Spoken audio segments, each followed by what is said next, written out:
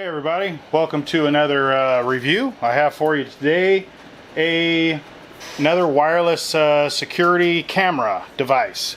This one is mainly an outdoor camera. I mean, you can use it indoors, of course. It's designed for outdoor use, and the interesting part about this camera here is that it is controllable. You can move it left, right, up, down, all the way out to about 180 degrees or so. Inside the box, I've already taken it out of the box. Been testing this camera for about 2 weeks now, so there's no camera in the box, but I just want to kind of show you what's in the box so you have an idea. Inside the box is this air packet sleeve, and the camera comes in this. It just goes, you know, they slipped it in here and closed this up. So that's what the camera comes in. Instructions, you know, it's very, you know, step one, you know, step two, yeah, actually it's A, B, C, D, you know, all the way through, blah, blah, blah. Let's talk about setting this camera up. Setting this camera up is not the easiest setup that I've ever done before, and it's not the most difficult. Again, it does not have to be connected to a computer or anything. If you follow the instructions step by step, you won't have any trouble. The only thing that you have to keep in mind that I found, the code for the camera is there's a sticker on the side of the camera. That's the QR code that they're wanting to scan. In the instructions it says to hit the reset button again. There are 3 pigtails on the camera. I'll show you a picture of them now. I should have got a picture of them before I installed the camera, but I didn't, unfortunately. This is a picture of the pigtails, so you know what I'm talking about. One of them is actually a button. There's a button inside of it. That's the reset button. Okay, once you scan that QR code, this is the confusing part. You have to back out of the app and go into your Wi-Fi settings on your device, on your phone, and connect direct to it. There's no password or anything that you have to worry about. You just select it, section 6. This part right here, it's going to ask you for your password for your network, and then it's going to connect, and then you go back to the app. But that's the only tricky thing, is that after you scan the QR code, it's not a big deal. Just follow the instructions. Like I said, it's not hard if you just follow the instructions. That's the only tricky thing about getting it up and running. So also inside the box, some of this stuff is kind of missing. They give you, you know, the screws. They give you, you know, the screws to screw it into the wall. Here's one of the screws I didn't use.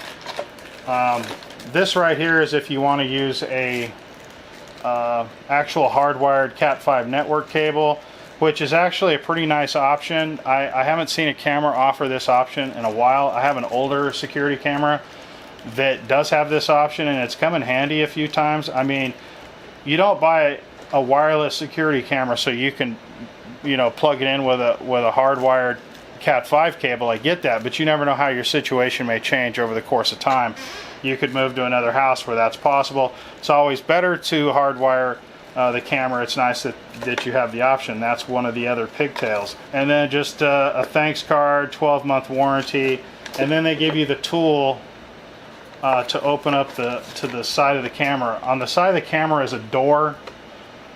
This is the tool to open it. It's an Allen wrench. You open up that door and you put your SD card in the camera. Now this camera is kind of unique, that the SD card is kind of required. In order to get the most out of this camera, you're definitely going to want to put an SD card into the camera. So just keep that in mind. Once you put that card in the camera and close the door, it's waterproof, and then you just tighten it up with this. And then it'll stay there for good, because the card is encrypted. The files on the card are encrypted, so you can't just go out to the camera, take the card out, and you have all your video files. That's not how it works. I'll get to how it actually does work. I understand the reason why they do that. I get it. You know, in case somebody, you know, just grabs your camera off of wherever it's mounted and runs off with it, they don't have access to your files. I have here an Android device and an Apple device, and the reason why I have done that this time is because there's pretty big differences between the apps for this device, so I have to mention it. I've had other cameras that are newly released that have app problems or issues and quirks and stuff like that in the past, and they get sorted out, they get fixed. I mean, just the last camera that I reviewed, there was a whole section of the app that was not functioning. It was there, but it didn't do anything. That has since been fixed for that camera. I'm really confident that these problems with the app will be fixed in future releases, but I have to tell you about what was sent to me for review. I can't assume or hope in the future that something's going to be fixed. I have to tell you about it the way I got it. Right off the bat, if you have an iOS device that you plan to use with this device, you're in a whole lot better shape currently. There's been a recent update to the iOS app, which was just a couple days ago, that fixed a lot of the problems. There still is no update, no recent update for the Android app. I'm assuming that the guy that's doing the app is probably bouncing back and forth, fixing issues on one and then going to the other, fixing issues on the other, or whatever, updating it. So there are some problems with the app. Less problems with the iOS, with the Apple app. More problems with the Android app. So let's go ahead and talk about what those problems are. Open up the camera app. Got so many cameras running around here. Okay, see, that right there is exactly what I'm talking about. I would say that this app on Android crashes every single time you open the app. I have two Android devices, each running different versions of Android, and it's the same thing. As soon as you open the app, it immediately crashes. You select it again, and then it opens fine. Okay, I don't know why that is, but that's just the way it is. The other situation is here in the top right hand corner of this app. Same on iOS. Let's go. So as you can see, didn't crash, on the iOS device. Okay, now back over here. Top right hand corner is how you turn on your alerts. Now, one of the biggest issues with the Android device as far as the alerts go is it'll pop open, well, maybe even get alert while we're talking here, because people drive down this street a lot. It's a pretty busy street, and you might even get to see it. There it is right there. That's exactly what I'm talking about. It'll pop this up as an alert, do this, and then disappear. There's nothing in your notifications ever. It just disappears. It comes on and then just it's gone. And on iOS, it doesn't do that. Okay. See, it's doing it again. There's a car driving by right there. I have this one on over here. When the alert goes off on the iOS device, it pops up in your notifications and stays there, and the amount of times it goes off and all that stuff, just like normal. On Android, it does not. The QR code that you use to set up the camera originally is how you set up multiple devices, and this, as near as I can figure, this thing has no limit.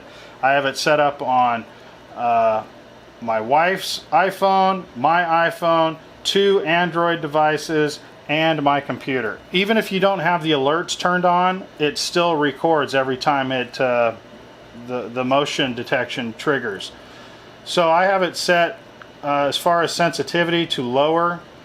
I have a pretty busy street right there, and every car that drives by, I get a recording of it. Not a big deal.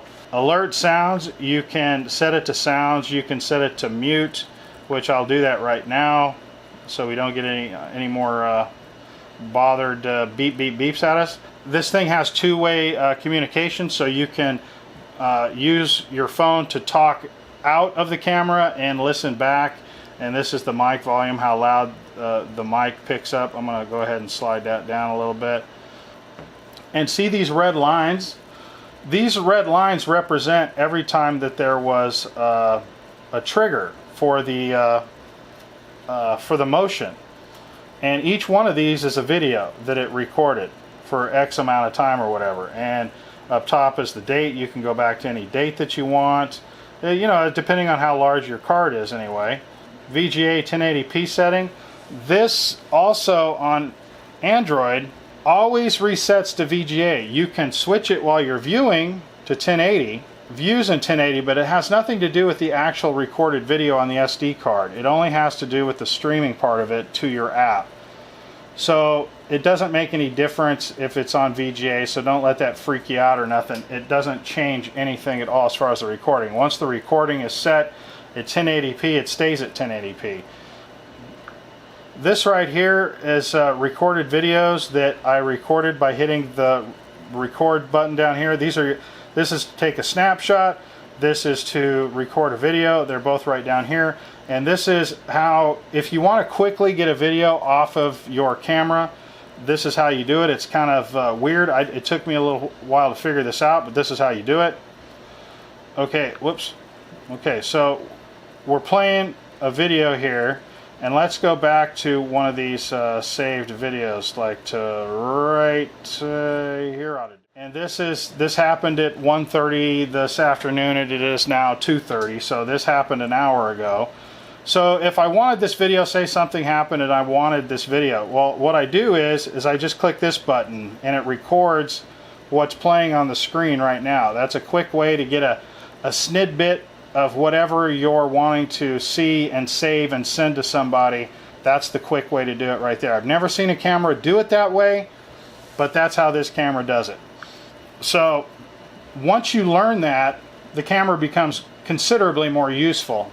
I mean, it's not in the instructions or anything, so it took me a little while to figure out that that's how you do that. So now that I recorded that video right that I just did, then we go here and there it is right there, see? And then from here I can bring this up and it's saved on my, I can send it to whoever I want, I can do whatever I want with it. It's actually in my gallery. I can do whatever I want with it from there.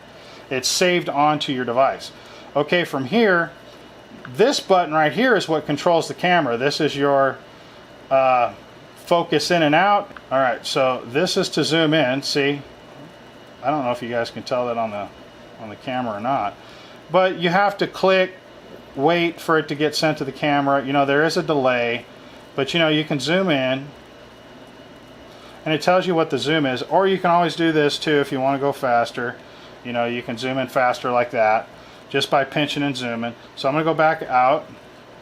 Okay, that's all the way zoomed in. This is all the way back out to where it's at. I guess I touched the camera.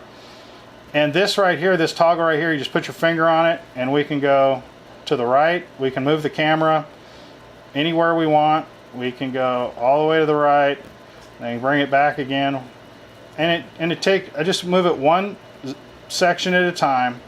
I mean, it's not fast, that's for sure, but it works great. And this is just the focus. You can focus in and out, whatever you want to do there.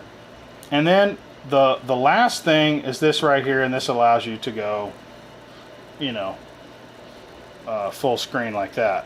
That's all that is, and then you turn that. Okay, so that's about it for the apps. One thing I wanted to mention that is not mentioned in the instruction manual, it's something that I discovered on my own. The camera has a built-in server on it. Those of you that are a little bit more technical will know what I'm talking about. To log into your router, figure out what the IP address is of the camera, and you can type in the IP address of the camera in a browser and it'll pop open the server. And in the server, I'll show you some stuff that's in the server. You can change all the settings. It's easier to get the recorded files off of the camera. You can watch live right on your computer. All of those things are kind of hidden features that I find to be extremely useful until the apps are working 100%. Find the online server to be easier to find a file that I'm looking for and to get it off of the camera. Let me show you some video samples from the camera so you guys can so you can kind of see what the quality's like. These are 1080p videos pulled directly from the camera. I'll do night vision, and then I'll also do some a day shot or something like that as well. As far as my final thoughts on this camera, I guess it's going to boil down to this. If you need an outdoor camera that has the ability to move, and you have faith that they're going to, you know, to improve the apps over time, which I do. I believe that they will improve the apps. I would say for the price, it's hard to beat this camera for the amount of money that you pay for it. It does have a lot of features for little money, and it has worked reliably. I haven't had any trouble with its reliability, its range. I've actually got this camera mounted a long ways away from my router, so the range is really good. Picture quality is really good. It's been really rock solid as far as being able to move it and look at different directions. All of that stuff has worked really well. I haven't had any issues with any of it. So I'm gonna have to, you know, all things considered, I'm gonna have to give it a recommendation. I'm probably going to give it, you know, a 6 out of 10. A 6 out of 10. And mainly, that's all because of the app problems. I mean, if they get the apps working better, you know, then this thing would be a lot better. There's nothing wrong with the hardware. I hope this is helpful to you guys. You know, like, comment, and subscribe if you want to see more reviews from me. Definitely hit the bell. You'll be notified of any more videos in the future. Thanks for watching. On at in.